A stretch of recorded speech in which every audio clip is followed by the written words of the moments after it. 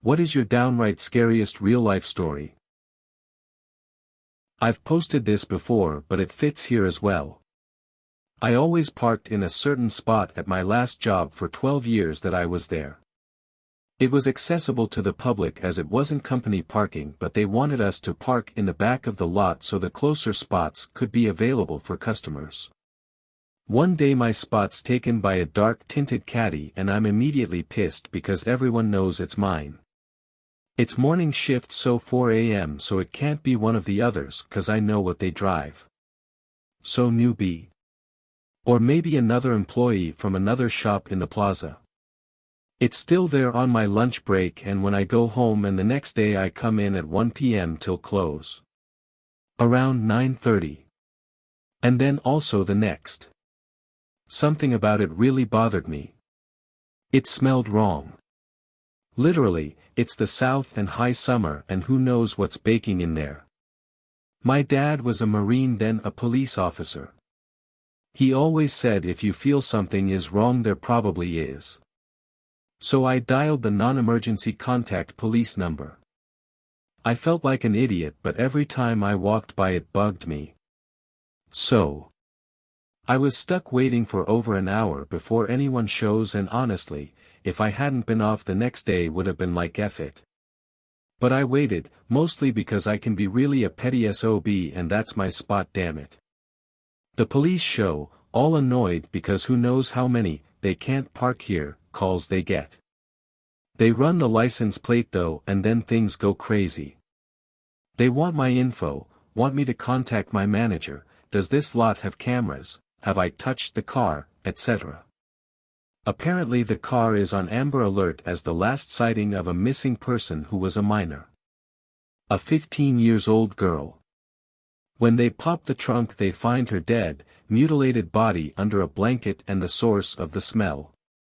She had gone out with her much older, controlling and insecure boyfriend but had decided to get out of the relationship.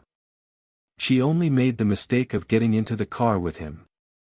He drove 3 counties over after torturing her, stuffing her in there and who knows what else, then parked and walked away, left her to die in the trunk. I never learned her time of death, so it haunts me sometimes thinking she might have been saved if I'd made a fuss earlier. So yeah, listen to your gut even if it seems petty.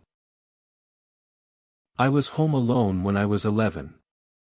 I had just fallen asleep and someone tried to break in the front door. I called 911 and hid in the pantry in the bottom shelf. They came to the door next to the pantry and tried to break into that door too. The police got there and one of them picked me up and held me until my mom got there. I wouldn't let go and he made sure I felt safe. I'm 27 and haven't stayed home alone much since. The day I signed a lease for my first apartment I got a dog so I wouldn't be alone. It's pretty traumatizing when you're that young. I used to sleepwalk when I was a child. We lived in a rough neighborhood, Decatur, Georgia, and I would wake up outside in the middle of the night, not knowing how I got there, and would have to walk home and walk into the darkened doorway I had left wide open for whoever might be lurking around. However, the time that scared me the most was when I was about 9 years old. I woke up and found myself with the bedroom curtains drawn back and staring out the window. As I came awake, I noticed a very large and completely hairless man, no hair, eyebrows etc., staring at me and slowly inching closer to the window and closer to my face. He was looking bewildered like he wasn't sure what he was seeing.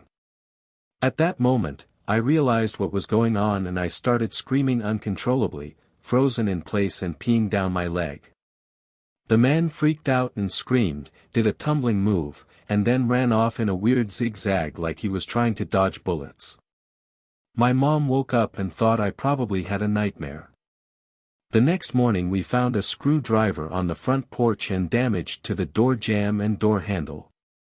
I still just about pee my pants when I tell that story, but now it is usually from laughing.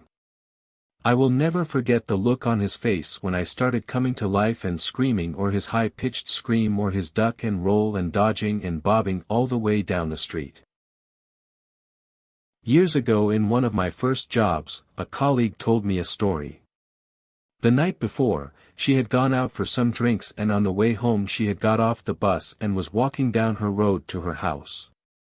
A taxi pulled up alongside her and the driver told her to get in the car. She obviously said no. He then said to her, "Call whoever you want whilst you're in the car, but please just get in and I'll explain." So she got in. Turns out, walking towards her was a topless guy with no shoes on and a machete in his hand. Cab driver had already called the police but then saw my colleague so had stopped to look after her. Was with a guy for a couple of years when I realized that he'd taken up smoking meth as a hobby after work. We had numerous problems already, and I had 3 small kids, so I finally kicked him out.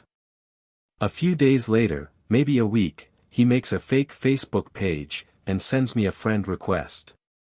The only posts on the page were talking about killing me and my children, his suicide, and how he planned to do it that day.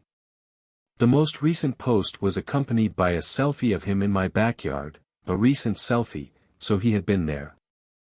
I was on my way home with the kids late in the evening when I got the request.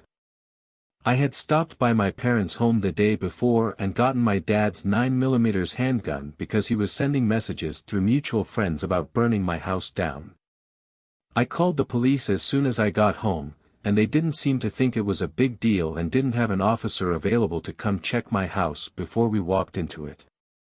I live in the middle of the woods and we have a rinky-dink police force. Anyway, I made the kids stay in the car. I gave my oldest instructions on what to do if anything happened, and I had to sweep my own home, in the dark, with a 9mm in case he was in there waiting for me and my children, and it was terrifying.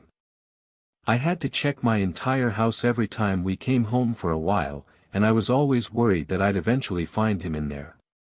Police were called numerous times and I was eventually granted a restraining order a couple weeks later when the death threats continued. He died about a year ago and all I felt was relief. I was leaving a grocery store in Vermont back in '99. I passed a young couple, maybe in their late 20s with a toddler and a baby. They were arguing loudly but I chose to mind my own business. The arguing stops as she starts to leave. I dismiss it and start to drive away, when I heard 4 or 5 gunshots. I watched kill himself with the last shot through my rear view mirror. The POS killed his wife and kids before killing himself. I still have nightmares about what I saw. I was rushing to a lab class, had books in one hand, lunch in the other and attempted to walk downstairs into the lab. Except the steps were old cement steps with metal lips. And the tip of my foot caught the lip. I went head first, never touched anything the entire way down until I landed on my neck against the wall at the bottom of the stairs. I felt my entire weight load into my neck and every single vertebrae popped. I knew I was dead. I couldn't breathe. I couldn't move. Everyone rushed out of the lab to see what happened. Apparently it was loud. I was 300 pounds at the time. And then all got the sudden the breath rushed back into my lungs and I could breathe. And move. I got up. It felt miraculous. Ended up with occasional severe back pain that eventually went away after 18 months or so. Went snowmobiling in the woods with friends of my parents and their mutual friends. Some psychopath decided to tie an iron wire across the trail from tree to tree.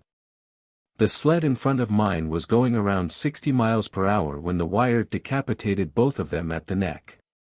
The sled and their bodies continued on until it crashed off the trail. Their heads and their helmets remained in the snow. This happened in Maine. Dead ass. A few years ago, when I still lived at home with my mom in Philly, someone tried breaking into our house. I looked through the window next to the door and saw 2 men wearing ski masks staring back at me, one with some type of pipe or tool and the other with a gun pointed right at me. I bolted away from the door and got my dad's 10 gauge and stood in the bathroom door as I called 911. They ended up running and were caught down the road by the police. They had multiple warrants each for break-ins in Maryland and Delaware, one of which left a father of 2 shot in the spine and paralyzed. I'm still thankful to this day that I wasn't harmed during that.